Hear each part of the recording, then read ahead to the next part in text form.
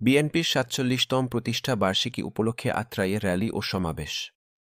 কামাল উদ্দিন টগর নওদগা প্রতিনিধি ছবি চিত্র বিস্তারিত। বিএনপির ৪৭তম প্রতিষ্ঠা বার্ষিকী উপলক্ষে নওগাঁর আত্রাই উপজেলায় বুধবার ৩ সেপ্টেম্বর সকালে বর্ণাঢ্য র্যালি ও সমাবেশের আয়োজন করে আত্রাই উপজেলা বিএনপি। এতে প্রধান অতিথি হিসেবে উপস্থিত ছিলেন নওগাঁ জেলা বিএনপি যুগ্ম আহ্বায়ক ও আত্রাই উপজেলা বিএনপি সভাপতি এস.এম. রেজাউল ইসলাম রেজু। প্রধান অতিথি আত্রাই উপজেলা বিএনপি সভাপতি ও নওগাঁ ৬ আত্রাই রানীনগর আসনের বিএনপি মনোনয়ন প্রত্যাশী এস.এম. রেজাউল ইসলাম রেজু বলেছেন, আগামী ফেব্রুয়ারি মাসের মধ্যে জাতীয় নির্বাচনের বিষয়ে রাজনৈতিক দল ও সরকারের ঐক্যমত তৈরি হয়েছে। অথচ নির্বাচন অনুষ্ঠান নস্যাৎ করতে কোনো ফ্যাসিবাদী দালালরা ষড়যন্ত্র করছে। যে কোনো ষড়যন্ত্র মোকাবেলায় প্রস্তুত থাকতে হবে।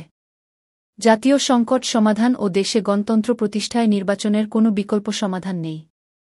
কিন্তু একটি চিহ্নিত মহল এই ঐক্যমত্যের বিপরীতে দাঁড়িয়ে নির্বাচন তথা গণতান্ত্রিক প্রক্রিয়াকে বানচালের অপচেষ্টা করছে।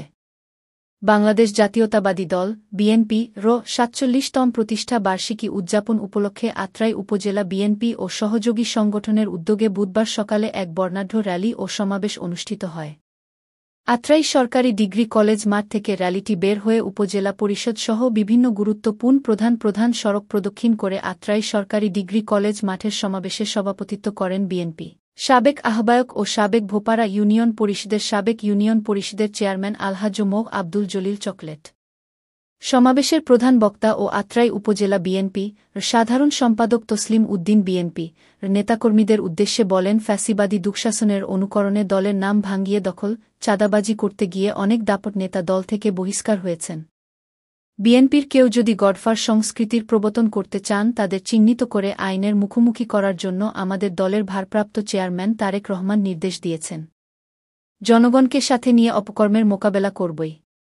বিশেষ অতিথি হিসেবে উপস্থিত ছিলেন বিএনপি সহ সভাপতি এমদাদুল হক পিন্টু, যুগ্ম সম্পাদক আব্দুল মান্নান সর্দার, সহসভাপতি ও আহসানগঞ্জ ইউনিয়ন পরিষদের চেয়ারম্যান শেখ মঞ্জুরুল আলম মঞ্জু, যুগ্ম সাধারণ সম্পাদক ও আত্রাই দলিল লেখক সমিতির সাধারণ সম্পাদক আবুল কালাম আজাদ।